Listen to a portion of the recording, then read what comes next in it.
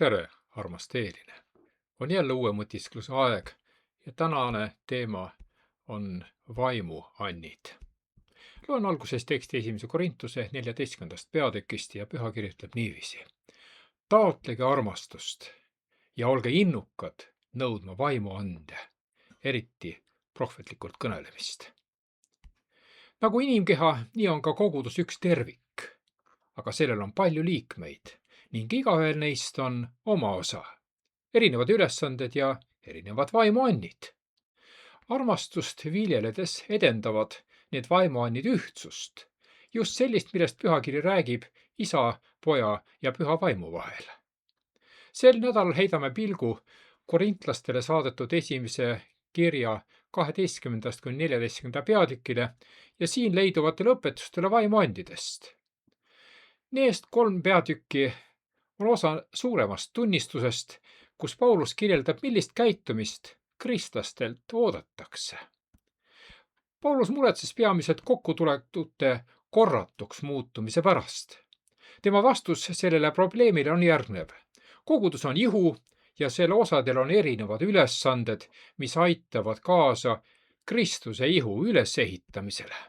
Ühesõnaga, Jumal andis kogudusele vaimuannid selleks, et edendada ühtsust mitmekesisuse kaudu.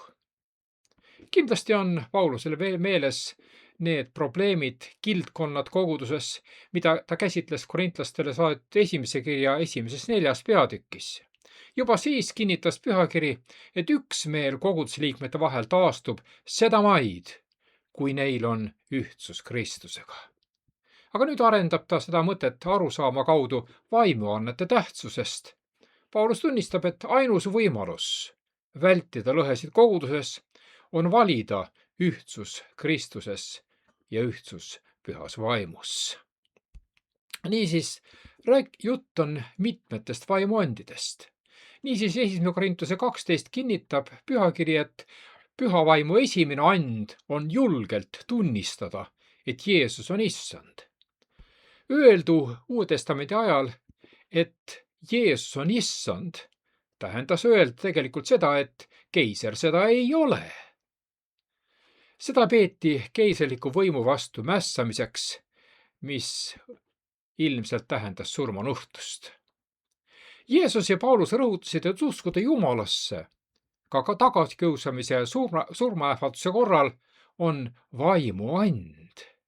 Tegelikult on usuand kõige alus. Seepärast polegi üllatav, et 1. Korintuse 13. peatüki loetelus on usk just esikohal. Ja samas 12. peatükis ütleb pühakiri selgelt, et usk on vaimuand. Aga on ka muid vaimuande. Tõsiasi, et püha vaim jagab mitmesuguseid ande, nõnda nagu tema tahab, tõestab meile otse, et kõik need on olulised ja vajalikud. Aga loeme pühakirjast 1. Korintuse 12. peatükk. Vaimuandide suhtes, vennad, ei taha ma teid jätta teadmatusse. Te teate, et kui te olite paganad, siis te läksite tummade ebajumalate juurde, just nagu oleks teid tagant sunnitud. Seepärast ma teatan teile, et ükski, kes Jumala vaimus räägib, ei ütle, neetud on Jeesus. Ning ükski ei suuda öelda, Jeesus on issand, muidu kui pühas vaimus. Armuandides on küll erinevusi, aga vaim on seesama. Ja teenimisviisides on erinevusi, aga issand on seesama. Ja väeavaldustes on erinevusi, aga Jumal on seesama, kes teeb kõike kõikide sees. Niisiis sa panid tähele korduvalt sõna erinevused. Seda korratakse rõhutamaks andide mitmekesisust.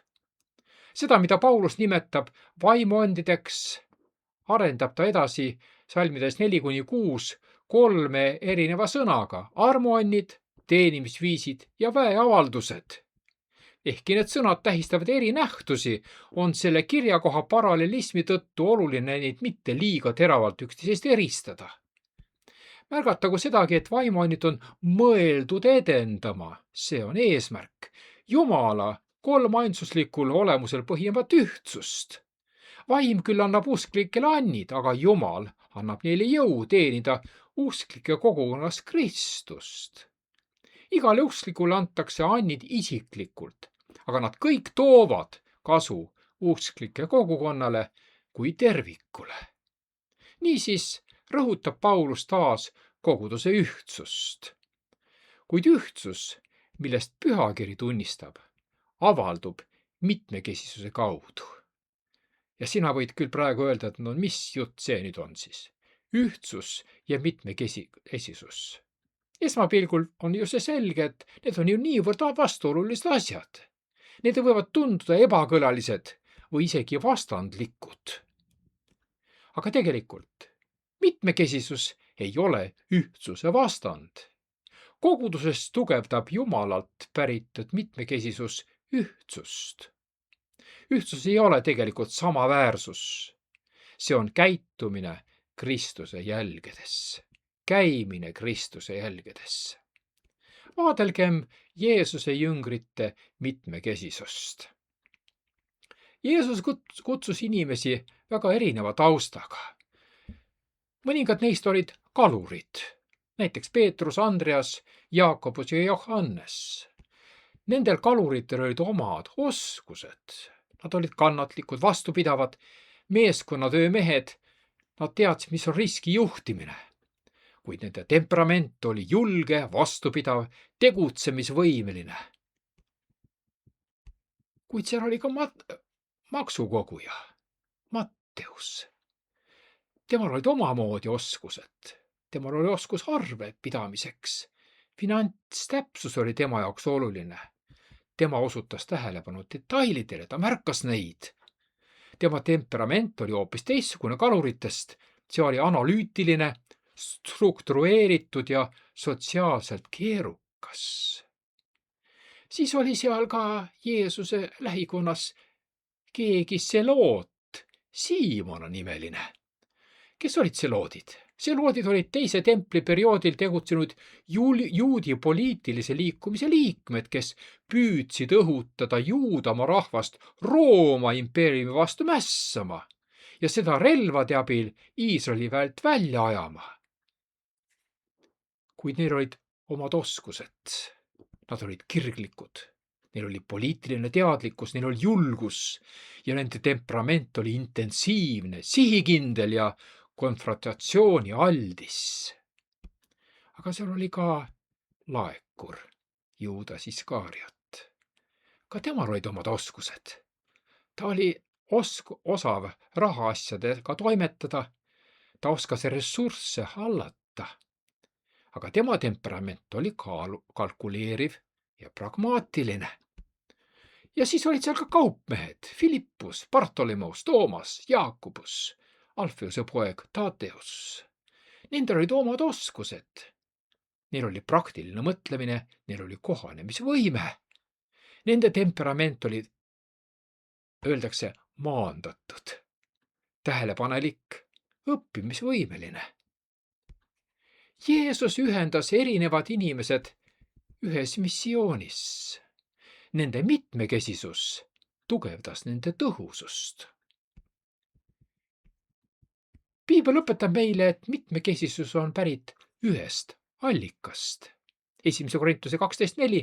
Anded on mitmesugused, aga vaim on seesama. Ja siin on välja joonistatud põhimõte.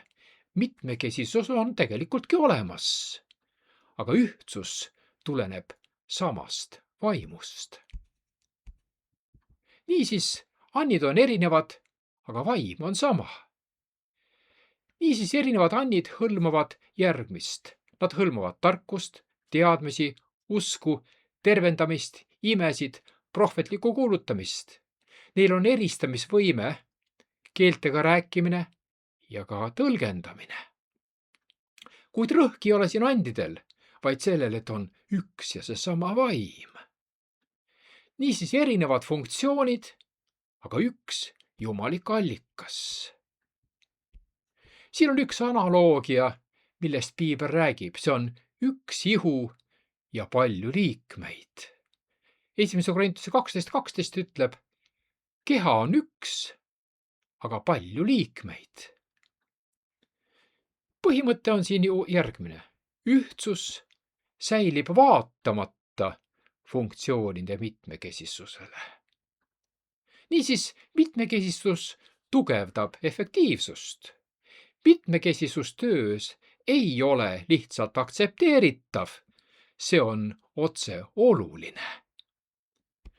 Suurem efektiivsus teenimises viib selleni, et on olemas ka suurem ühtsus ühise eesmärgi nimel, ühise eesmärgi kaudu.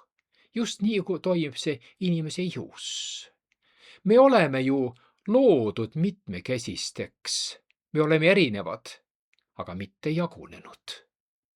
Seega meie identiteedi juured on Kristuses, mitte meie erinevustes. Need on lihtsalt olemas. Kui me tuleme nüüd jungrite juurde tagasi, siis milline oli mitmekesisuse praktiline mõju? Kalurid olid praktilised mõtlejad. Neil olid omad mustrid, nad oskasid planeerida, oskasid ellu viia asju. Töönerid olid organiseeritud, nad mõistsid süsteeme, rahandust ja struktuuri. Fanaatikud olid kirglikud, tugevate veendumustega ja julged ja Juudas oli finantsmõtleja. Temal oli olemas äriline vaatenurk. Niisiis erinevad taustad on loodud üksteist täiendama. Aga mis tegi ühtsuse võimalikuks? Selliste erisuste juures. Vastus on väga lihtne. Kristus. Evangeeliumi ühendas neid kõiki, kes olid iseenesest väga erinevad. Seega üks ühtsus ei teki iseenesest. See on vajalik ja igatsus olla Kristuse keskne, kus minale ei anta võimalust pead tõsta. Miks on mitmekesisus tähtis? Sest evangeelium jõuab mitmekesisuse kaudu kaugemale. Mitmesugused vaatenurgad suurendavad tõhusust, aga suurem tõhusus viib tugevama ühtsuseni. Seega mitmekesine kogukond edendab evangeliseerimist ja ka missioonitööd. Seega jutt on Kristuse ihust, neist, kes on Kristusega liidetud. Mis on nende roll ja väärtus? Kogudusel on palju osi. Iga osa on erinev. Käed ei ole silmad. Kujuta ette, kui kogu ihu oleks ainult käed. No see ei viiks küll mitte kusagile. Isegi nähtamatud osad on hädavajalikud. Südant sa ei näe, aga ilma selleta inimene ei ela. Igal liikmel on ihus vältimatu ja tagasipöördumatu väärtus. Aga ilma Kristuseta on tegemist ühendamata osadega. Me ei ole ihu, me oleme eraldiseisvad siis. Üks suvaline kogumik mitmesuguseid osi. Ühtsus eksisteerib ainult Kristuse kaudu. Mis oleks siis, kui keha oleks tasakaalust väljas? Keha, mis on täielikult koosnenud ühest osast, ei saagi üldse korralikult toimida. Mitmekesisus on terviklikkuse jaoks väga vajalik. Seega ühtsus ei ole samasugusus ehk ühetaolisus ega ka mitte identiteedi kaotus. Ühtsus on kooskõla Kristusega. Kui ollakse kooskõlas Kristusega, erinevused ei lahuta, erinevused hoopiski tugevdavad missiooni. Kuid Piibel räägib meile veel ühest teest ja selleks on armastus. Armastus on rohkem kui üks and paljude hulgas. Armastus on peamine, mille olemasolul kõik annid tõeliselt avalduvad. Loeme Pühast kirjast 1. Korintuse 13 peatükk. Kui ma räägiksin inimeste ja inglite keeli, aga mul ei oleks armastust, siis ma oleksin kumisev vasknõu või kõlisev kuljus. Ja kui mul oleks prohveti anne ja ma teaksin kõiki saladusi ja ma tunnetaksin kõike ja kui mul oleks kogu usk, nii et ma võiksin mägesid teisale tõsta, aga mul ei oleks armastust, siis poleks minust ühtigi. Ja kui ma kõik oma vara ära jagaksin ja kui ma oma ihu annaksin põletada, aga mul ei oleks armastust, siis ma ei saavutaks mitte midagi. Armastus on pika meelega. Armastus hellitab. Ta ei ole kade. Armastus ei kelgi ega hoople. Ta ei käitu näotult. Ta ei otsi omakasu. Ta ei ärritu. Ta ei jäta meelde paha. Tal ei ole rõõmu ülekohtust, aga ta rõõmustab tõe üle. Ta lepib kõigega, ta usub kõike, ta loodab kõike, ta talub kõike. Ja 1. Peetruse 4. peatükk lisab siia juurde: üle kõige olgu teie omavaheline armastus, sest armastus katab kinni pattude hulga. Olge üksteise vastu külalislahked ilma nurisemata. Teenigu igaüks teisi selle andega, mille ta on saanud, nagu Jumala mitmesuguse armu head majapidajad. Kui keegi räägib, siis ta rääkigu nagu Jumala sõnul. Kui keegi teenib, siis ta teenigu nagu selle jõuga, mille Jumal annab, nõnda et Jumal saaks kõigiti austust Jeesuse Kristuse kaudu, kelle päralt on au ja võimus igavesest ajast igavesti. Aamen. Kus on armastuse koht vaimuandide hulgas? Korintlaste 1. kirja 13. peatükis õpetatakse, et üksnes armastuse olemasolul leiavad vaimuandid oma koha elus. Paulus alustab 13. peatüki viitega 12. peatükis mainitud vaimuandidel ainult selleks, et rõhutada, kui väärtusetud need on, kui neid ei ajenda armastus. Seega on tunnetuse sõna ja usk. Isegi see usk, et ma võiksin mägesid teisele tõsta, ilma armastuseta kogunisti tühine. Ilma armastuseta on võime mitmesuguseid keeli rääkida lihtsalt kumisev vasknõu või kõlisev kuljus. Samamoodi on isegi tähtis prohveti and ilma armastuseta tühine. 1. Korintuse 13. peatükk lahkab, mis armastus on ja mida see ei ole. Täpsemalt, mida armastus teeb ja mida ta ei tee. Tegusõnad, mida Paulus armastuse iseloomustamiseks valib, näitavad, et armastus on palju rohkem see, mida me teeme ja vähem see, mida tunneme. Niisiis ütleb pühakiri, et armastusest paistab välja kannatlikkus ja heatahtlikkus. Armastus tunneb rõõmu tõest. Armastus lepib kõigega, usub kõike, loodab kõike, talub kõike. Vastanduse kaudu ütleb kiri, et armastus ei ole kade, ei kelgi, ei ole ennast täis, ei käitu näotult, ei otsi õigust, ei ärritu kergesti, ei jäta meelde paha, ei tunne rõõmu ülekohtust. Panid tähele, ei otsi õigust, vaid on leebe. Ühtekokku 15 tegusõna annavad häid juhiseid, milline on vaimuandide kohane käitumisviis. On oluline tähele panna, et arutelu armastuse tõelise olemuse üle asub just 1. Korintuse 12. ja 14. peatüki vahel. Mõlemas kõnealuses peatükis käsitleb Paulus vaimuandidega seotud vasturääkivusi. Armastus on tõepoolest võti vaimuandide targaks kasutamiseks. Armastus paikneb külg külje kõrval usu ja lootusega, aga suurim neist on armastus.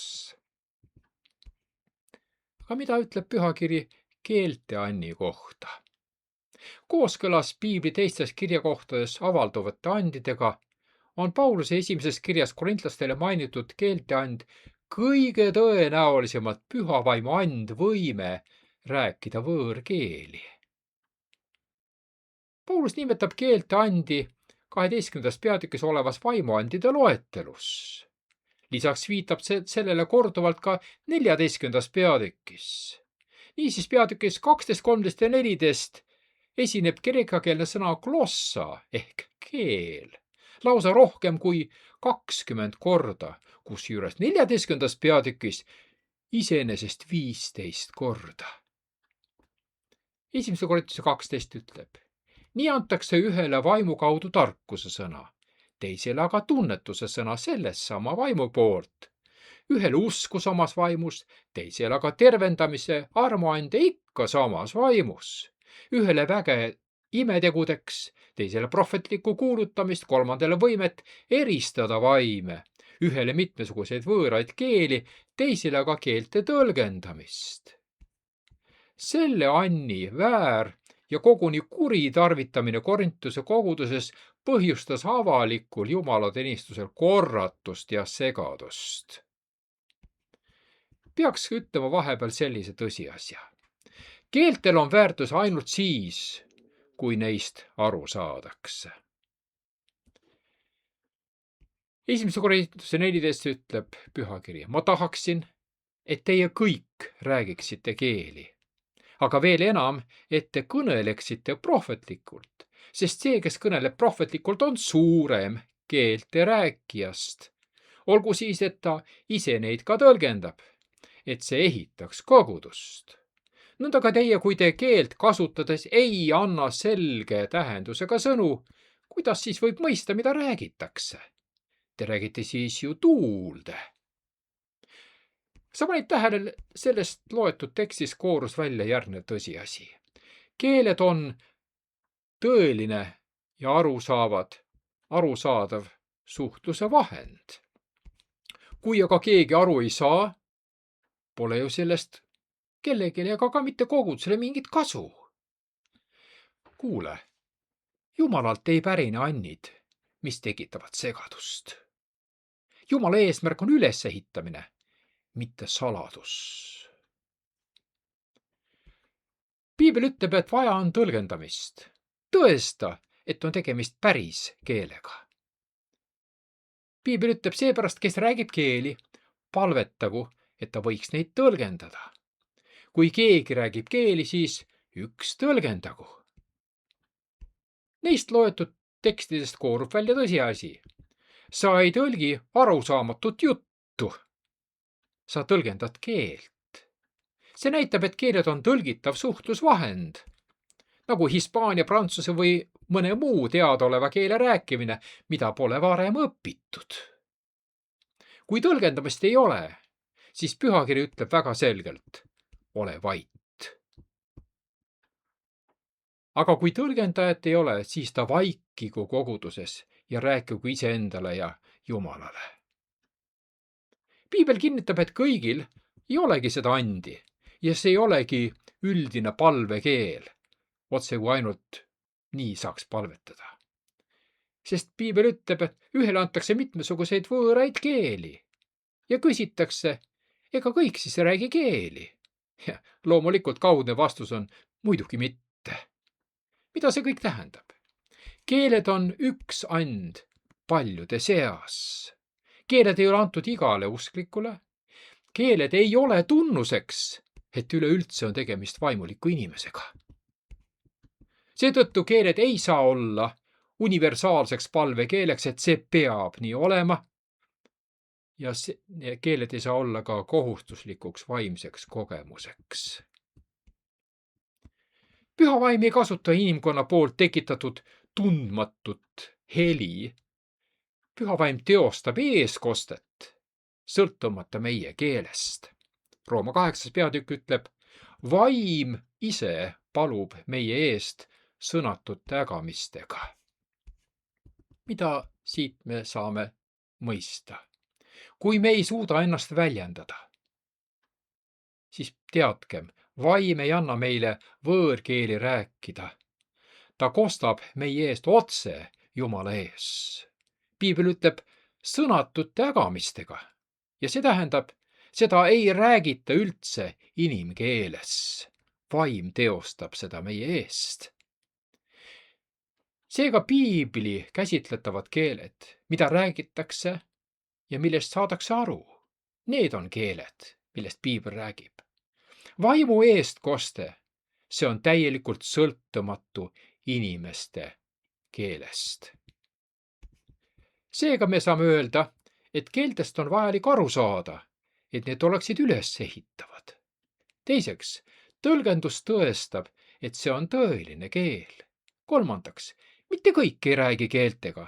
See ei olegi universaalne eeldus, et nii peab olema. Neljandaks, vaim teostab eestkostet mitte tulenevalt meie keelest ega ka mitte võõraste lausungite tõttu.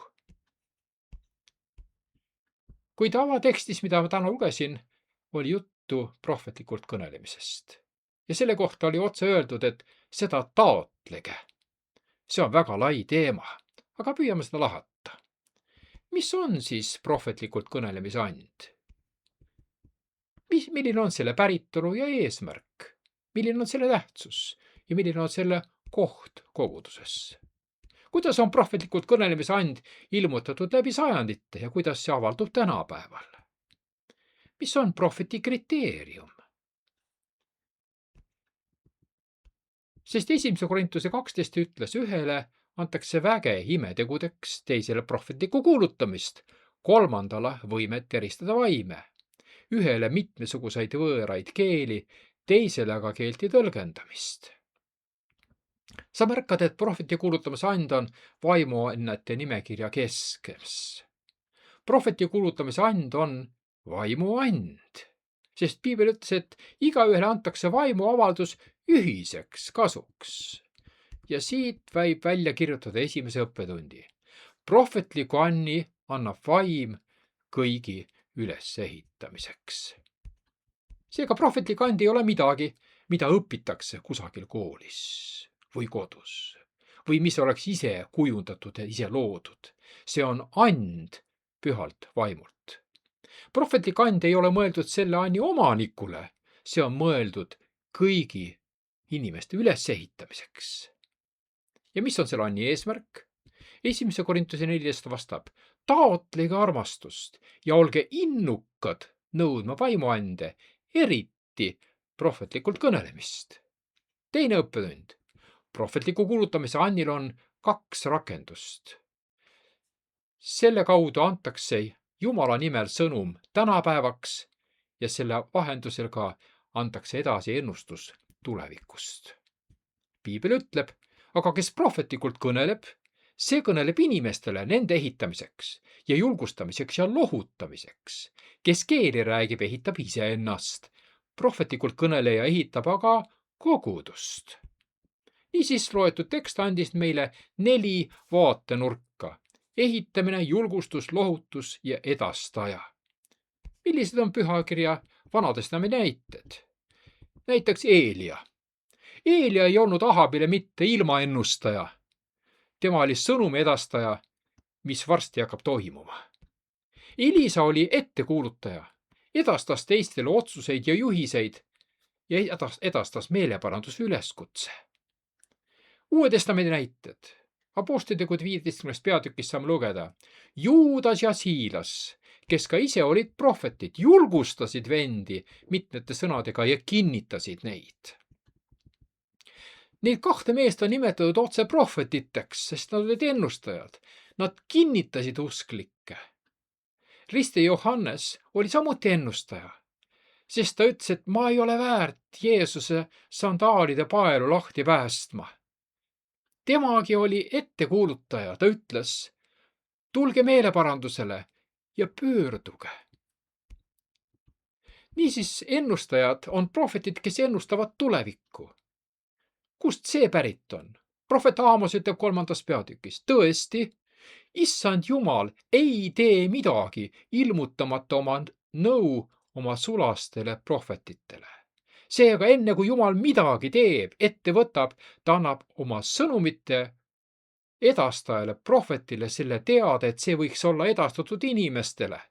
Jumal ei soovi meile ebameeldivaid üllatusi, vaid ta soovib, et me valiksime teda täna, enne kui midagi on toimunud. Püha vaim inspireerib prohveteid tulevikku ennustama. Aga mõned näitajad Vanast Testamendist. Mehed-vennad, tohib ju avalikult teile öelda peavanemast Taavetist. et ka tema on surnud ja maha maetud ja tema haud on meie juures tänini. Siis ta nägi ette ning rääkis Messia ülestõusmisest, öeldes, ei teda jäeta surmavalda ega näe ta liha kõdunemist. Mida siin Peetrus tegi? Ta kuulutas tulevikku. Ta andis teada Jumala poolt võitud tänapäevast sõnumit, mis on ülesehitav, manitsev ja lohutav. Peetrus viitas kuningas Taavetile, kes oli ennustanud prohvetist, kes ennustas tulevikku. Miika 5. peatükk ütleb, aga sina, Betlem Efrata, olgugi väike Juuda tuhandete seas, sinust tuleb mulle see, kes saab valitsejaks Iisraelis ja kes põlvneb muistteist päevist igiaegadest. Seega Miika ennustas Messia tulekut Betlemmast, nii ütles piibel. Kuid Uues Testamendis samuti avaldus prohvetlik and. Apostlitegude 11. peatükk ütleb, aga üks neist, Agabus nimi, tõusis ja andis vaimu läbi teada, et suur nälg on tulemas kogu riigis. Nõnda ka sündis keiser Claudiuse ajal. Seega Agabus ennustab tulevast näljahäda. Agabus ennustas Pauluse tulevasi ahelaid samuti. Kas prohvetlikult kuulutamise and on oluline? 1. Korintuse 14. peatükis saame lugeda, ma tahaksin, et te kõik räägiksite keeli, aga veel enam, et te kõneleksite prohvetlikult. See tekst näitab, et mitu inimest on kutsutud edasi jutustama, harima, manitsema ja lohutama inimesi. 3. õppetund. Prohvetliku kuulutamise andi jagatakse laiemalt, kui meie oleksime osanud arvata. Paljud võivad olla kutsutud sõnumi jutustajaks, väga paljud. Millal prohveti kuulutamise and ajaloos anti? Piibli prohvetitele piibli ajaloo alguses aegadest peale. Joeli 3. peatükk ütleb, ja pärast seda sünnib, et ma valan oma vaimu kõige liha peale. Siis teie pojad ja tütred hakkavad ennustama, teie vanemad uinuvad unenägusid nähes, teie noored mehed näevad nägemusi ja neil päevil valan ma oma vaimu ka sulaste ja teenijate peale. Mida prohvet Joel siin ennustab?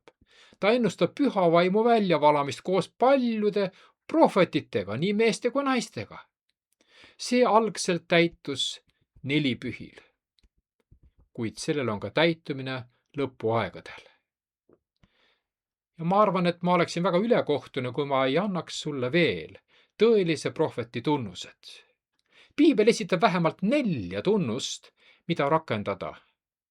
Neile, kes räägivad ja ütlevad, et nemad Jumala nimel profeteerivad või kuulutavad midagi või teevad imesid või edastavad muid vaimuande.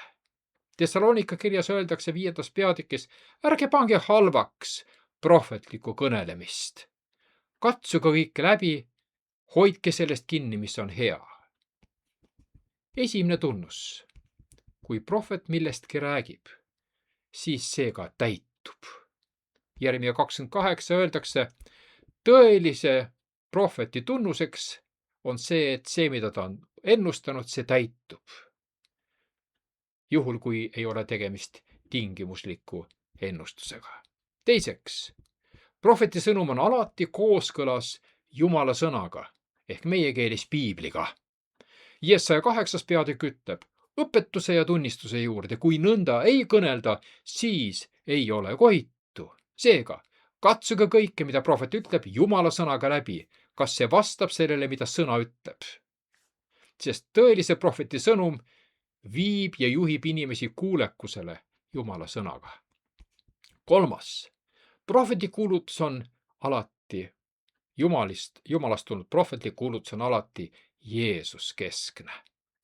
1. Johannes 4 ütleb, armsad, ärge uskuge igat vaimu, vaid katsuge vaimud läbi, kas nad on Jumalast. Sest palju valeprohvetid on läinud maailma välja. Sellest te tunnete Jumala vaimu. Nüüd, iga vaim, kes tunnistab Jeesust Kristust lihasse tulnud olevat, on Jumalast.